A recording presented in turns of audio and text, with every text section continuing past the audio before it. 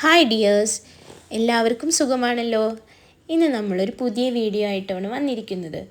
ഇന്ന് നമുക്ക് പിളർപ്പൻ കണ്ണിമാങ്ങ അച്ചാർ ഉണ്ടാക്കാം. അതിനു വേണ്ടി ഞാൻ 1 കിലോ കണ്ണിമാങ്ങയാണ് എടുത്തിരിക്കുന്നത്. അതാദ്യം തന്നെ കഴുകി നല്ലവണ്ണം വൃത്തിയാക്കി വയ്ക്കുക. ഇത് വിത്ത് ഉറയ്ക്കാത്ത കണ്ണിമാങ്ങയാണ്. വിത്ത് ഉറച്ചത് എടുക്കരുത്. ഞാൻ നല്ല പുളിയുള്ള കണ്ണിമാങ്ങയാണ് എടുത്തിരിക്കുന്നത്. ഇത് പുളിയുള്ള മാങ്ങയാണ്, മൂവാണ്ടൻ മാങ്ങയല്ല. അപ്പോൾ നമുക്ക് ആദ്യം തന്നെ ഒരു മാങ്ങയെ 4 കഷ്ണമാക്കി മുറിച്ചെടുക്കാം.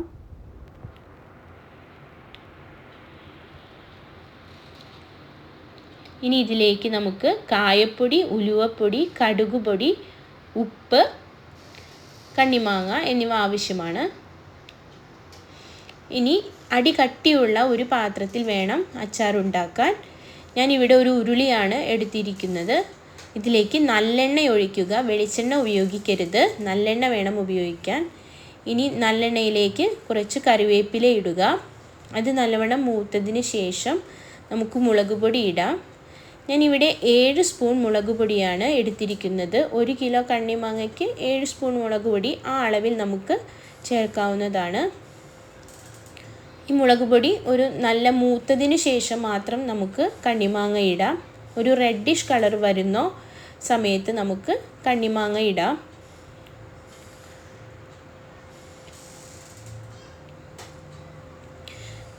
പ്രത്യേകം ശ്രദ്ധിക്കണം, നമുക്ക് ഗ്യാസ് ലോ ഫ്ലെയിമിൽ വെക്കണം, അല്ലെങ്കിൽ മുളക് പൊടി കരിഞ്ഞു പോകാൻ സാധ്യതയുണ്ട്.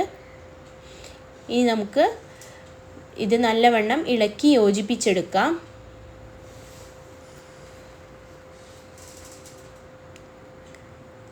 കണ്ടോ, ഇപ്പോൾ കണ്ണിമാങ്ങയ്ക്കൊരു റെഡിഷ് കളർ കാണാം.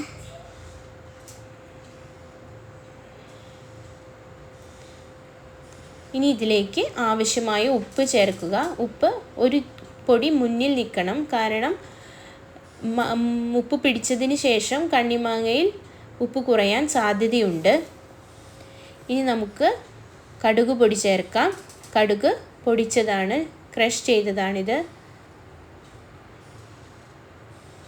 നല്ല ഫൈൻ പൗഡർ ആക്കി എടുക്കണ്ട. ഇനി ഇതിലേക്ക് ഉലുവപ്പൊടി ചേർക്കാം. ഇനി കായപ്പൊടി ചേർക്കാം.